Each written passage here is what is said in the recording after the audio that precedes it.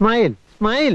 Hello, സോളിമാർ beach കഴിഞ്ഞിട്ട് ഞങ്ങൾ പോയത് മരാസി ഗാലറിയ എന്ന് പറഞ്ഞ വലിയൊരു മാളിലേക്കാണ്. ഇതൊരു കാൻഡി ഷോപ്പ് ആണെന്ന് ഞാൻ പ്രത്യേകിച്ച് പറഞ്ഞു തരേണ്ട ആവശ്യമില്ലെന്ന് എനിക്ക് തന്നെ അറിയാം. എന്നാൽ ഞാൻ ഇവിടേക്ക് കയറി നോക്കാനുള്ള കാരണം ഈ കാൻഡി ലൈറ്റിംഗ് ആണ്. ഇതാണ് നമ്മുടെ ഒയിൻ താരി. അങ്ങനെ ഞങ്ങൾ ഇവിടെ കയറിയതുകൊണ്ട് ഒയിന്റെ ജെല്ലി കാൻഡിയും മാഷ്മെലോസും കിട്ടി. യഥാർത്ഥത്തിൽ ഞങ്ങൾ ഇവിടേക്ക് വന്നത് ഈ അക്വേറിയം കാണാൻ വേണ്ടി. ടിക്കറ്റ് പ്രൈസ് കുറച്ച് ജാസ്തി ആയപ്പോ ഇത് കാണണോ കാണണ്ടേ എന്നുള്ള ഡൗട്ടിൽ ഞങ്ങൾ നിന്നിട്ടുണ്ടായിരുന്നു. പിന്നെ സുഹേൽഖാന്റെ നിർബന്ധമാണ് ഞങ്ങൾ ഇത് കയറാൻ കാരണം. ഈ മീനുകൾ അസംബ്ലിക്ക് നിൽക്കാന്ന് തോന്നുന്നു, ഒരനക്കവും. ഇവിടെ നിങ്ങളൊരു മീനിനെ കാണുന്നുണ്ടോ?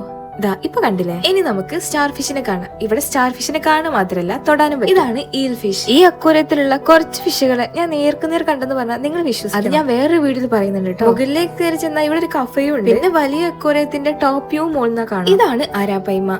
ലോകത്തിലെ തന്നെ ഏറ്റവും വലിയ ശുദ്ധജല മത്സ്യമാണ് അരാപ്പൈമ. ഈ അരാപ്പൈമകൾ നമ്മളെ പോലെ അന്തരീക്ഷ വായു തന്നെയാണ് ശ്വസിക്കുന്നത്. ഇനി അങ്ങോട്ട് നമുക്ക് കുറച്ച് കളർഫുൾ മത്സ്യങ്ങളാകാം. എനിക്ക് വളരെ ഇഷ്ടപ്പെട്ട ഒരു അക്വേറിയത്തിൽ ഒന്നാണ് കേട്ടോ ഇത്. ഇയാള് കുറച്ച് ദേശക്കാരനാണെന്ന് തോന്നുന്നു. ഈ മീനുകളെ കാണാൻ നല്ല ഭംഗിയില്, എനിക്ക് നല്ല ഇഷ്ടായിട്ടോ. ഇങ്ങനെ കണ്ടാൽ മാത്രം മതിയോ, എന്തെങ്കിലും കൊടുക്കണ്ടേ? ഇവിടെ കുറച്ച് മീനുകൾക്ക് ഫീഡ് ചെയ്യാനുള്ള ഓപ്ഷൻ ഇവര് തന്നെ കൊടുക്കുന്നുണ്ട്. ഇനി നമ്മൾക്ക് കുറച്ച് സ്ഥിരം കടൽ മത്സ്യങ്ങളാവാലേ.